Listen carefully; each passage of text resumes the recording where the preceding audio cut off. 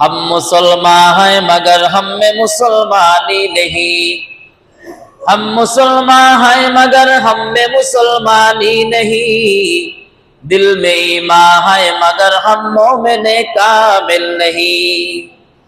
আমরা মুসলমান কিন্তু মুসলমানিত্ব নাই, ইমানদার দাবি করি কিন্তু মুমিনের যে গুণ বৈশিষ্ট্য সেটা আমাদের ভিতর নাই, ঠিক কিনা বলেন? কবি সেটাই বুঝালেন তার কবিতার, তার শেরের মধ্যে। তো ঈমান রক্ষা করা আমাদের সবথেকে আগে গুরুত্বপূর্ণ দায়িত্ব। আর ঈমান বিধ্বংসী কিছু দিন, কিছু বিষয় আমাদের সামনে নেক্সট স্রোতে স্বাভাবিকভাবে চলে আসে, অনাকাঙ্ক্ষিতভাবে। আর এটাও আমরা স্বাভাবিকভাবে পালন করি, মনে করি এটা স্বাভাবিক। যেরকম সামনে 2-3 দিন পরে আমাদের এসে যাচ্ছে একটি দিন, সেই দিনটির নাম কি বলেন তো? Baishakh, 31st night. এবং আরো আনুষঙ্গিক কিছু দিন, কিছু রাত, কিছু দিবস আমাদের সামনে আসে, যেগুলো মূলত মুসলমানদের সাথে সম্পৃক্ত না। কিনা? আপনার ইতিহাস খুঁজবেন, পড়ালেখা করেন, অনেক সময় মনে হয় চিন্তা করে হুজুররা তো কত কিছুই বলে, হুজুররা কত কিছুই বলে। আপনি কিছু গবেষণা করেন, রিসার্চ করেন, কিছু বই পড়েন, তাহলে দেখবেন যে আমাদের কথার সাথে মিল আছে কি নাই।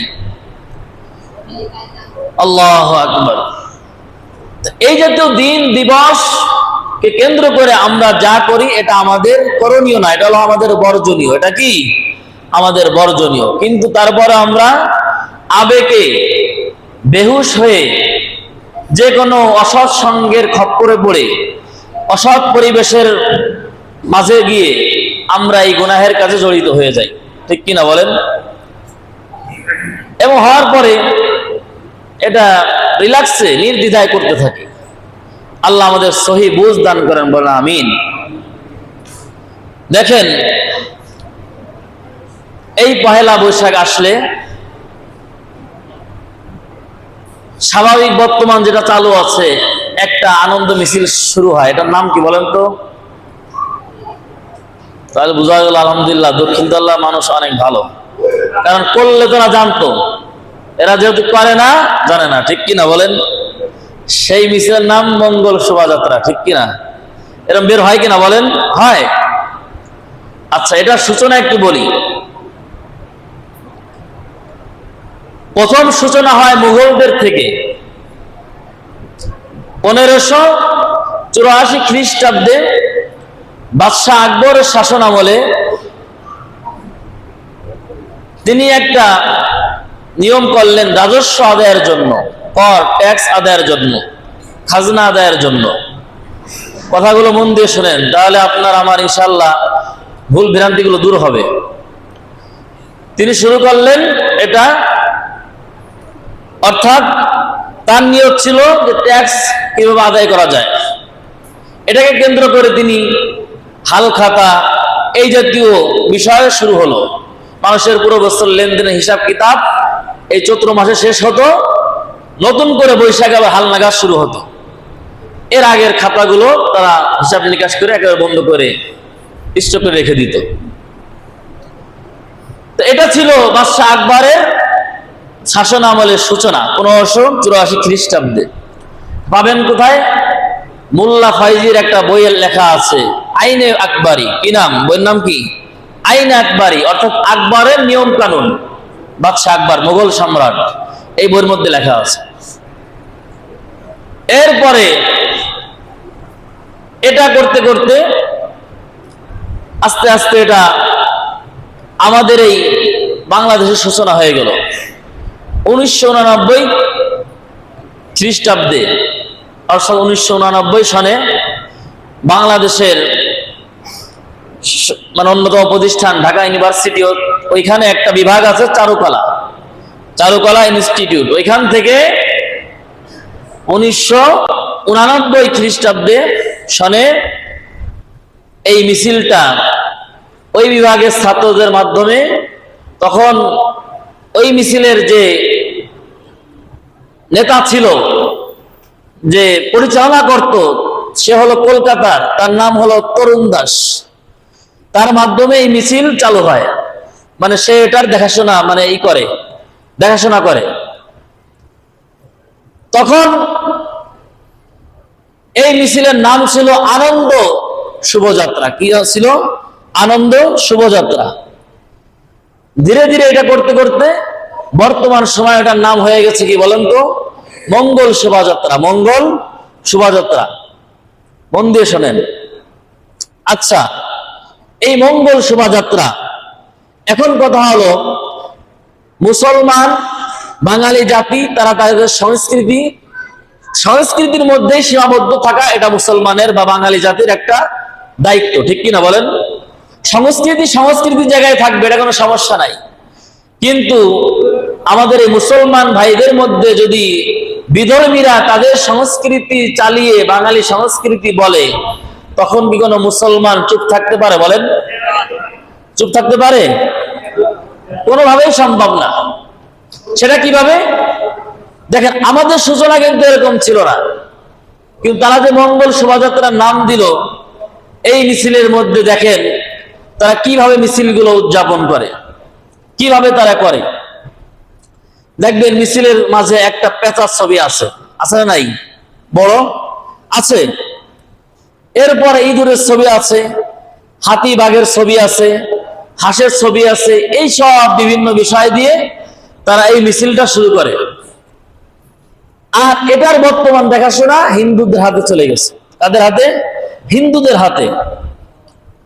এখন কথা হলো, এই হিন্দুদের হাতে যাওয়ার কারণে হিন্দুদের যে নিয়ম আচার ব্যবহার বিধি, তারা এটা তাদের এই মঙ্গল শোভাযাত্রার মধ্যে তারা প্রয়োগ করছে। কিভাবে? এই পেঁচাকে তারা কেন সামনে রাখে? আচ্ছা, মিছিলটা হলো মানুষের। মিছিলটা কার? মানুষের। কথা বুঝেন, মিছিলটা কার? মানুষ করেই তো, নাকি বলেন? এখানে পেঁচার ছবি, হাঁস মুরগি, হাতি ভাল্লুকের ছবি কেন আসবে? জেনারেটর ছেড়ে দেন, জেনারেটর। এগুলো ছবি কেন আসবে? এখন কথা হলো, তাদের আকীদা, হিন্দুদের আকীদা, বিশ্বাস যে তারা এই মঙ্গল নাম দিয়েছে। কারেন্ট চলে আসছে। যে হিন্দুদের একটা দেবতা আছে মা লক্ষ্মী দেবী। নাম কি? লক্ষ্মী দেবী। ওয়াজটা শুনতে একটু অন্যরকম, সবাই শোনেন যে আমাদের ইমান ওরা কিভাবে নিচ্ছে। ইমান কিন্তু দামি সম্পদ। ইমানের খোঁজ খবর রাখলেন না, তদারকি করলেন না, নামাজ রোজা হজ যাকাত জিকির আজকার সবকিছু করলাম, ইমানের খতিয়ে গেল, খোঁজ খবর নিলাম না, তাহলে তো হলো না। এখন কথা হলো, ওদের উদ্দেশ্য হলো এই যে পেঁচা, এই পেঁচাটা হলো মা লক্ষ্মী দেবীর বাহন। অর্থাৎ এই যে মিছিলের মধ্যে যে পেঁচা আছে, এই পেঁচা মা লক্ষ্মী দেবীকে বাহন করে নিয়ে আসবে। অর্থাৎ তাদের উদ্দেশ্য হলো যে সমস্ত কল্যাণের মালিক হলো এই মা লক্ষ্মী দেবী। বলেন নাউজুবিল্লাহ। আর এই লক্ষ্মী দেবীর বাহন হলো পেঁচা, এই জন্য তারা পেঁচাকে সামনে আনে। এরপরে দেখবেন তারা ইঁদুর, এই ইঁদুর হলো গণেশের বাহন। এরপরে তারা এই হাতি ভাল্লুক এগুলো আনে, এগুলো হলো আপনার এই রামের বাহন। তারপরে হাঁস আছে সরস্বতীর বাহন। এরকম বিভিন্ন নাম তাদের ধর্মে, তাদেরকে জিজ্ঞাসা করলে পাবেন। এগুলো তাদের উদ্দেশ্য, যে এগুলো এদের বাহন, এগুলো আমাদের এই মিছিল আনার উদ্দেশ্য হলো এরা আমাদের কল্যাণ বহন করে আমাদের সামনে বছরকে সুন্দর করবে। বলেন নাউজুবিল্লাহ। আচ্ছা, এখন কথা হলো, তোমরা তোমাদেরটা তোমাদের জায়গায় করো, কোনো সমস্যা নেই, কিন্তু এটাতে মুসলমানদের মধ্যে ঢুকিয়ে দিছে। আর এই মিছিল কি শুধু তারাই করে নাকি এর 90% মুসলমানরা করে বলেন তো? মুসলমানরা করে। যেহেতু বাংলাদেশ মুসলমান সংখ্যাগরিষ্ঠ মুসলমানের দেশ, কাজে এটা কারা করে বলেন তো? মুসলমানরা করে। এখন মুসলমানরা করতেছে কি হিসাবে? কথা বুঝেন, মুসলমানরা করতেছে এই হিসাবে যেটা আমাদের বাংলা নববর্ষের প্রথম দিন, এই হিসাবে করতেছে। আর তারা গোপন ভাবে ঢুকিয়ে দিছে যে এই আনন্দের ভিতরে যা যা দিছে, উদ্দেশ্য হলো এই আনন্দের মাধ্যমে এই পেঁচা, এই সব যা যা আছে, এরা আমাদের মা লক্ষ্মী দেবীর বাহন। এই সব কিছু আমাদের মা লক্ষ্মী দেবীর যে কল্যাণ আছে সব তারা বহন করে আনে। বলেন নাউজুবিল্লাহ। এখন তারা প্রকাশ্যে না বললো, গোপন ভাবে তারা এগুলো বলে, আর উপর থেকে মুসলমানদেরকে এই মিছিলে তাদেরকে সামিল করে। আর মুসলমানরা এই পেঁচার জন্য, এই মিছিলের জন্য অর্থ ব্যয় করে, সময় ব্যয় করে, নামাজ কাজা করে। এরকম হয় কি হয় না বলেন? হয়। তাহলে দেখেন এখানে ইমানের আঘাত হলো কি হলো না বলেন? ইমানের আঘাত হলো কি হলো না?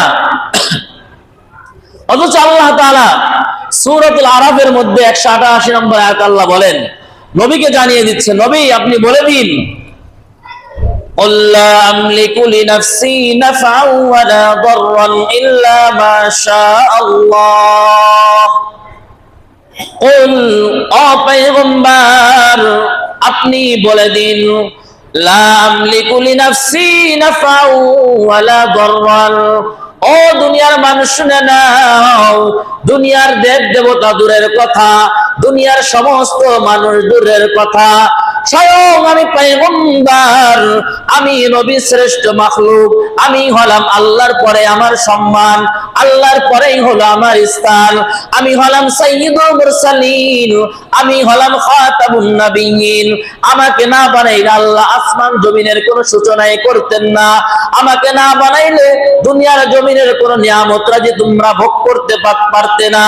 এই সব কিছু আমার উদ্দেশ্যে আল্লাহ বানাইলেন, তবে মালিক আল্লাহ আমাকে দিয়েই বলাচ্ছেন, কুল ও পয়গম্বর আপনি বলে দিন, লা আমলিকু লিনাফসি নাফআন ওয়ালা দাররান, আপনি আপনার বান্দাদেরকে উম্মতদেরকে বলে দেন যে আমি নিজের কোনো ভালো মন্দ করার কোনো ক্ষমতা আমার নাই, অর্থাৎ আমি চাইলেই ভালো করতে পারি না, আমি চাইলেই মন্দ থেকে বাঁচতে পারি না।